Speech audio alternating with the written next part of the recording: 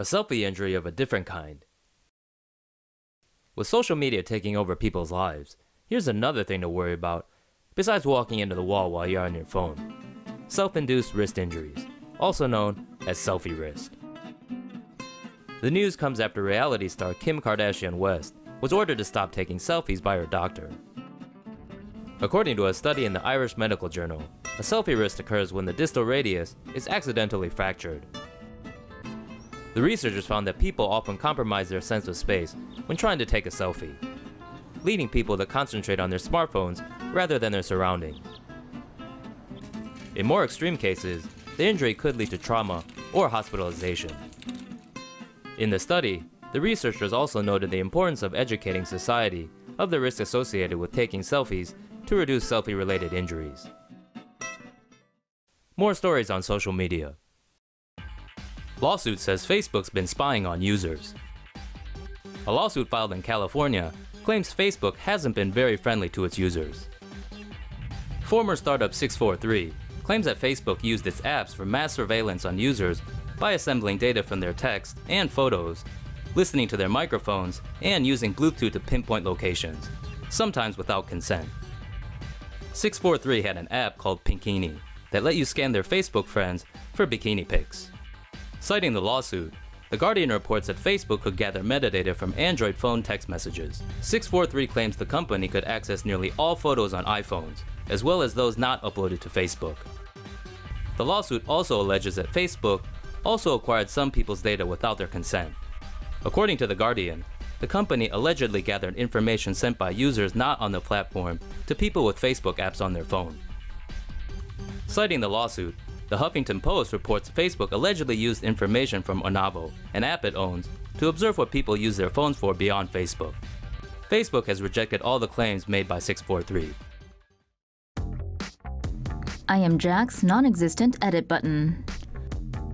You know the old saying, if it ain't broke, don't fix it? Try telling that to Twitter. Originally designed to be no longer than a text, the 140-character tweet has helped topple dictators and get reality show hosts elected president. On Tuesday, November 7, 2017, that era came to an end. From now on, all Twitter users, prolific twits included, have 280 characters to play with. And so far, it's totally led to more creative intellectual expression and informed political debate. Twitter reportedly tested it with a small group of users. 5% of tweets from the group wrote beyond 140 characters, 2% made it past 190. Now that's a company that listens to its users. Also gone is the character counter. That's replaced with a circle that goes from blue to orange and then red as you reach 280 characters. Because seeing red on Twitter really helps, right? We haven't managed to get there, but word is when you do, you'll get the Nobel Prize in Twitterature. Facebook is coming for your face. Oh no. Facebook announced on Tuesday it will soon be introducing new facial recognition features in order to give users more tools to manage their identity on the platform. People will soon be able to activate facial recognition with an on-off switch to enable 3 different features, according to a Facebook blog post. First, Facebook will alert you when pictures of you are uploaded, even if you have not been tagged in them. Second, you will be notified if your face is being used as a profile picture. Third, visually impaired users can now hear aloud the people tagged around them in group photos. And to get all these great features, you only need to give your face data to Facebook. Giving biometric data to a social media site? Sounds like a solid plan. Bots in the Twitter sphere. News of Russian-linked Twitter bots retweeting Trump during the 2016 election called into question just how much of social media is being manipulated by non-human actors. But while a new study confirms the pervasiveness of automated accounts on the Twitterverse, it also finds there's less political bias there than most of us think.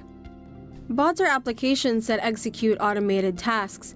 This can refer to applications like Alexa or Siri, or programs with more malicious intentions like viruses. On Twitter, bots are software-controlled accounts capable of tweeting or retweeting without direct human input.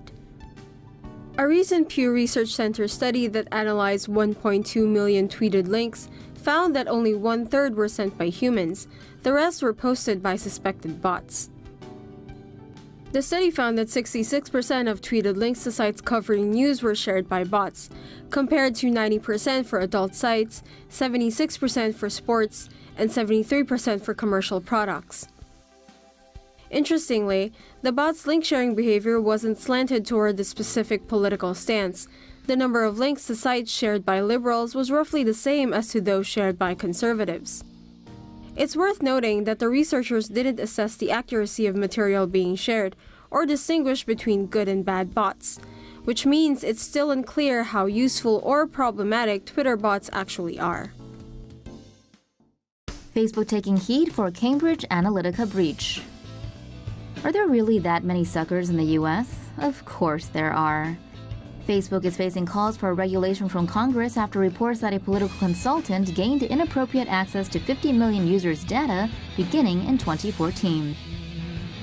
Cambridge Analytica used personal information taken without permission early in 2014 to build a system that could profile US voters in order to more effectively target them with personalized political ads.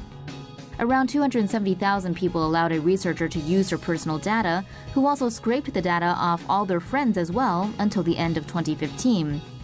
The researcher then sold the data to Cambridge Analytica.